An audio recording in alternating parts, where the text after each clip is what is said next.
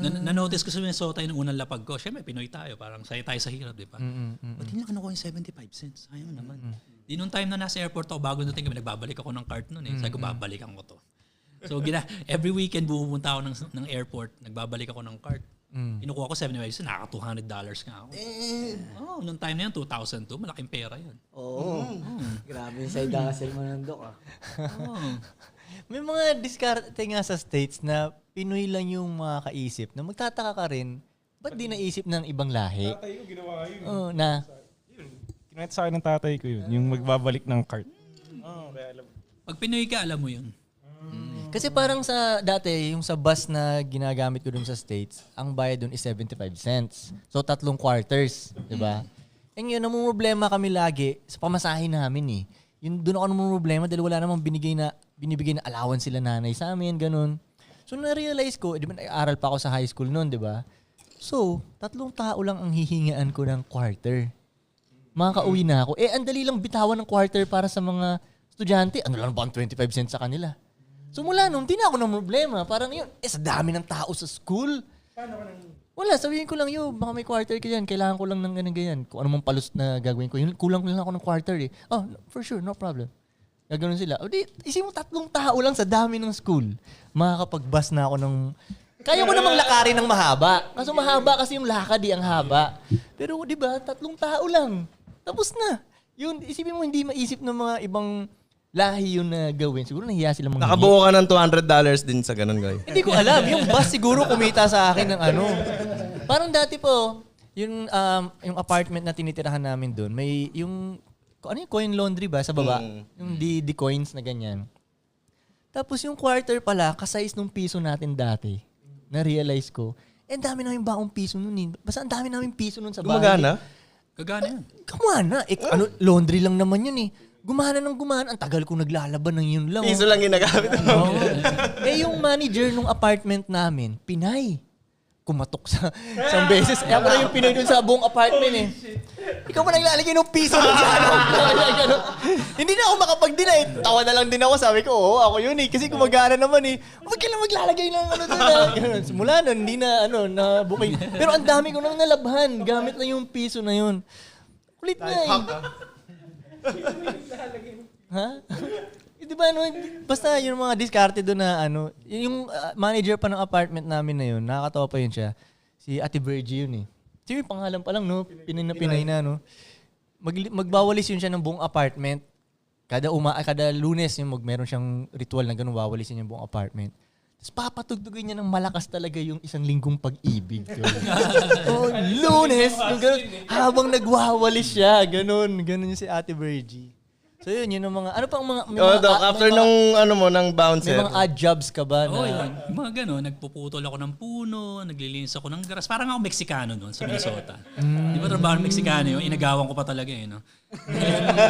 So marami rin Meksikano doon sa Minnesota? Sa Minnesota noong time na yun, hindi. Maraming Cambodian. Cambodian talaga. Same sa Long Beach. Sa Long Beach din daming Cambodians. Hindi ko alam na marami palang Cambodians sa Minnesota. Maliliit sila, yung mga Hmong tawag doon. Mga maliliit na kalo. Matatapang yung Cambodians sa inyo kasi sa amin matatapang. Ay, hindi, mabait dito. Ay, ganun. Kasi bago pa lang refugee pa eh.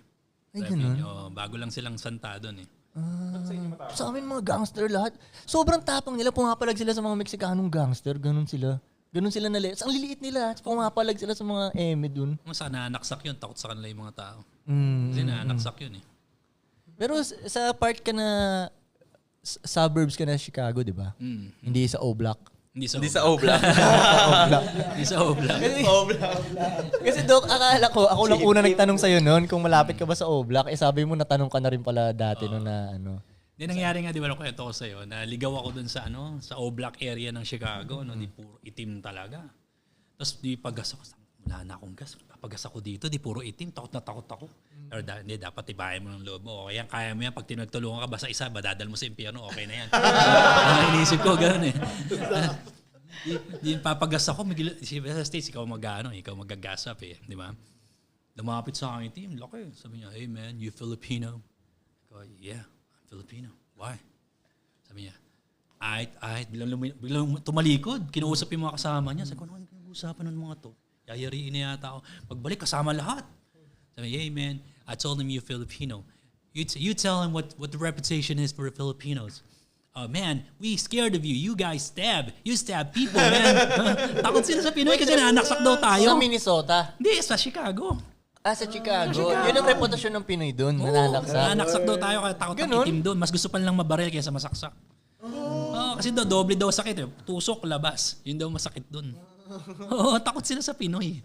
Kaya ako sabi ko, hey, how do I get out of here? I need to get back to the freeway. Tinuro naman sa akin. Kasi nung time na yon, wala pa mga GPS eh. Wala pa mga cellphone na may GPS eh. Kaya tatanong ka talaga. Pero mabait naman. Pero nagulat ako. Hindi ko akalain na gano'n maging reaction nila. Nakala ko, gugulpay na ako dun. May nanaksak palang Pinoy doon. Oo.